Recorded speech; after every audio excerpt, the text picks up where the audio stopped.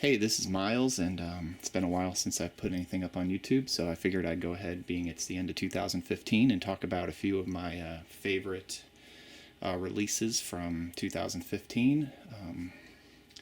I just pulled three out. Both are all three are going to be female singer-songwriters, I guess you could say. And the first one I have here is the most recent release of the three that I'm going to talk about, and it's Jewel, Picking Up the Pieces.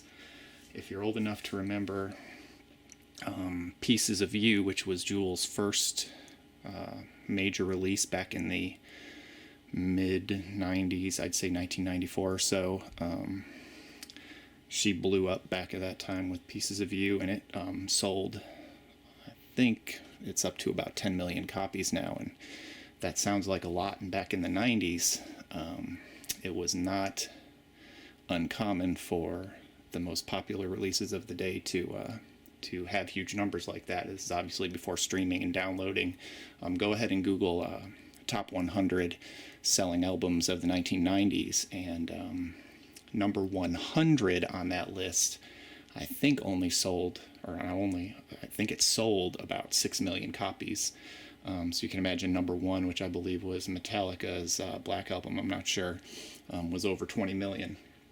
And today that would never happen. I mean, I think in 2014, the two best-selling albums were Taylor Swift, her latest release, and the Frozen soundtrack, which I think sold both about 3.5 million, and that's a lot in 2014, 2015. Like I said, Jewel's debut, Pieces of You, sold 10 million, and that was middle of the road as far as the top selling albums of the 90s.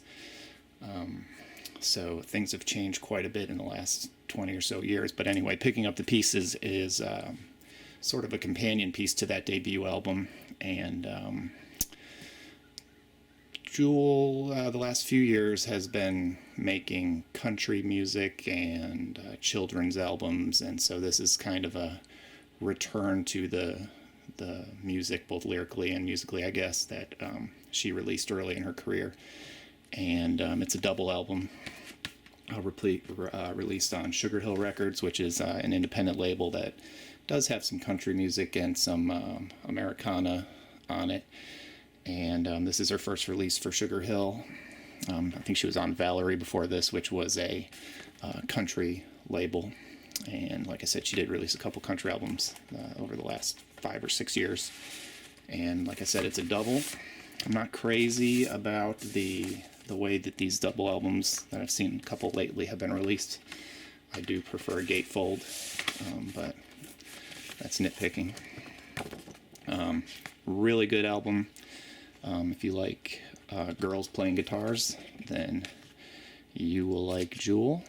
And this release, kind of a throwback to some of her older stuff. All right, and next up, another girl playing guitar, I guess. We're going to have the same theme here today. Ashley Monroe, The Blade. I don't listen to much country music, but I don't listen to much country radio, I should say. But from what I hear, she has a hard time getting played on the radio. This album is wonderful, produced by Vince Gill, which is who produced her previous album, Like a Rose, which is also fantastic.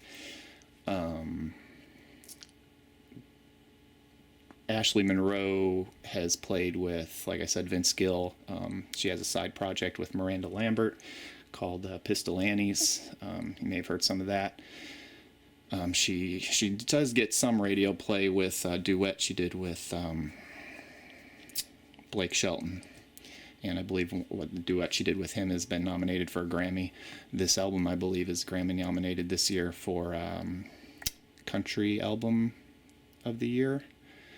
I'd have to go back and check that. I'm pretty sure that's what the nomination is for, but this is great.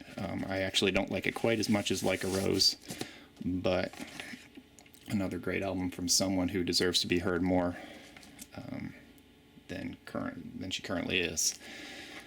And probably the most radio-friendly of the three albums I've got here today, Kacey Musgraves, Pageant Material. This is probably my favorite album of the three as well.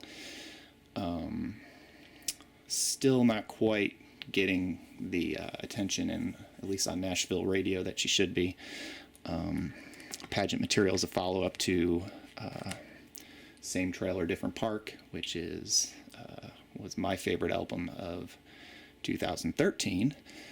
And this is another great album full of clever lyrics and really catchy melodies, and includes a duet with Willie Nelson, and comes on some really neat marbled pink vinyl, as you can see right there. So if you're looking for something new, and I'm sure a lot of you have heard of Kacey, Musgraves, and Jewel, but if you're looking for something new and you haven't picked up this one, I would strongly suggest looking up Ashley Monroe, either this album or The Blade, and then definitely checking out Jewel as well. Alright, 3 of my favorite albums from 2015. See you later.